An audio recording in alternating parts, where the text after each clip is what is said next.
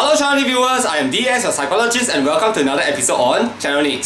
So, one of our most popular videos in the channel at the moment would be the INTJ in love and INTJ ghosting episode. Well, I really believe that the INTJ is a very attractive MBTI type for many MBTI types, and many of them have experienced this phenomenon of being ghosted by an INTJ. So in this episode, we're going to do a recap and a sequel for what to do if you are ghosted by an INTJ that you are loving.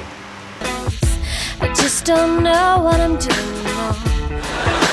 So this video is for INTJs and for those who are dating INTJs or those who dated INTJs.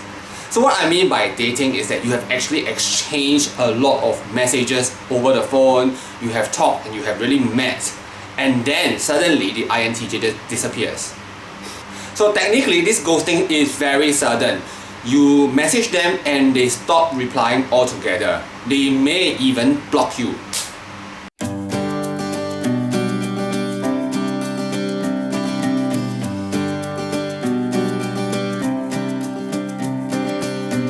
So for many people who have been dating the INTJ and who have been ghosted by the INTJ, this is really very confusing because prior to this, the INTJ and you have been going on very well. You have been exchanging a whole lot of messages. It's as if you are going to progress into a relationship and then suddenly you just stopped.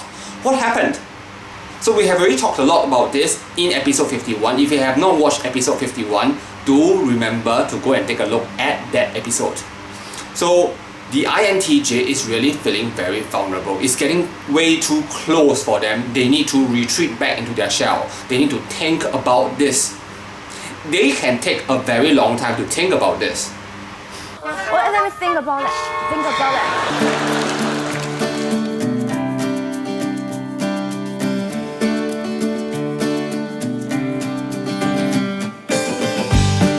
Please take note, if you are being ghosted by an INTJ, it's not a bad thing actually. What I mean is, if they don't like you, they would have told you directly that I don't think we are suitable. So you would have an indication.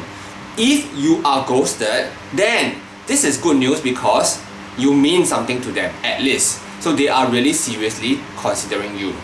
However, of course, being ghosted is not a pleasant feeling, especially when it's going on so well between the two of you. What is happening during this process when the INTJ is ghosting you? They are bogged down by very silly questions. They need to know how to love, so they are trying to adjust themselves, mentally rehearsing what might happen between the two of you. They might even want to do some mental experiments, like testing it out inside their brain. The prospect of you two being together physically. Sometimes they may be bogged down by very silly questions like, are we compatible? Or, am I worthy enough for you? Sometimes they think very highly of you. They see you in really very high regard and they feel that they are not adequate enough for you. Partly because they are not capable of loving you as much. They don't know what love is.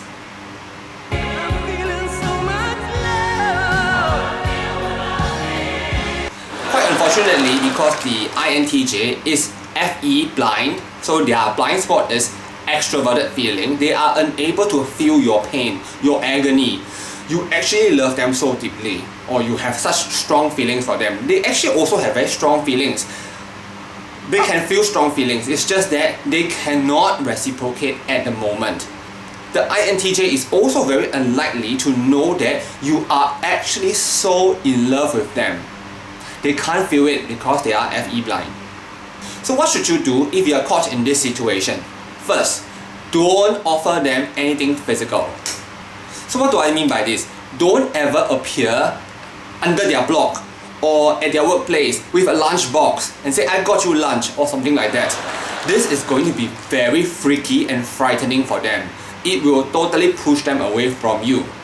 Also, let's say you know that they are sick. As in like physically sick, they're having a flu. Don't go and buy some medication and all things. They can take care of themselves. If you do too much of that, they feel that they are being burdensome. They feel like they are a burden. And this really decreases your chances. So try not to do all these kind of things for the INTJ. Next, don't bombard the INTJ with messages, especially with silly messages like "How are you?" "What are you doing now?" "Have you had your lunch yet?" According to the INTJ, these are really very meaningless messages. If you do send a message to the INTJ during the ghosting period, expect no reply at all. So what this means is that if you really do send a message, you send a message to indicate to the INTJ that you still care, that you still want to be in this relationship. Don't add pressure to it. So a possible message that you could send is, "I happen to have passed by the restaurant that we've been to 2 months ago. I just want to tell you that I really miss you. Do message me back when you are ready." So this is a good message because you indicate your interest still and you are not pushing this INTJ. And another thing to note is the INTJ may take forever to reply you. Maybe in this life they may not even reply you. Forever. I have another possible bad news for people who are waiting for an INTJ who are ghosting them. And that is, the INTJ can go around mingling with other people except you. For some peculiar reason, they could be dating other people, they could be going out, making new friends, but it's just not you. Don't worry too much about that. This is because they really want to see if they are really in love with you. It sounds very curious or very weird, but if they really like you, they might go on a testing mode. But most of the time, all the new relationships that they form are going to be very superficial and shallow and transient.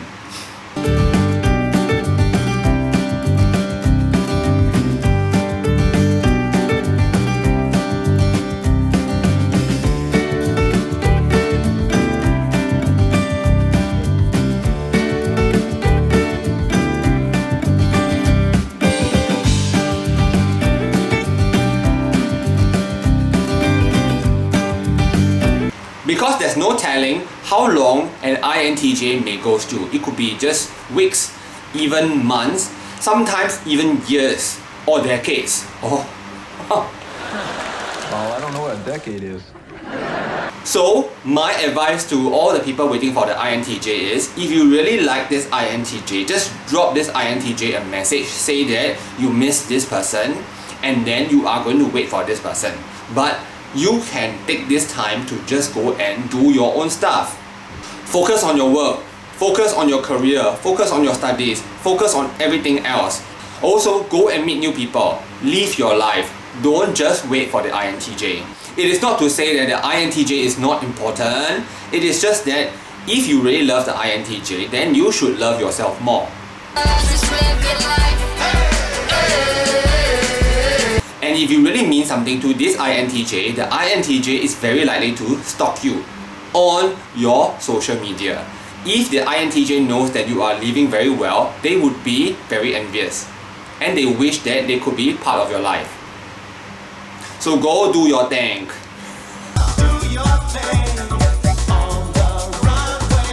Before I end this video, I would really like to wish all those people who are waiting for an INTJ best of luck and all the love that they can get. So if you do have personal questions with regards to chasing an INTJ or waiting for an INTJ, you can comment below. I will definitely answer you. So I would really want to thank our existing viewers and subscribers for supporting us so far. So we have already reached our 1 year mark and we are really very heartened to know that we have a community running. Thank you so much. If you have not subscribed, do consider subscribing to us so that we can bring you more MBTI, INTJ and psychology. Okay, I'm going to sign off now and I'll see you in my next episode. Goodbye!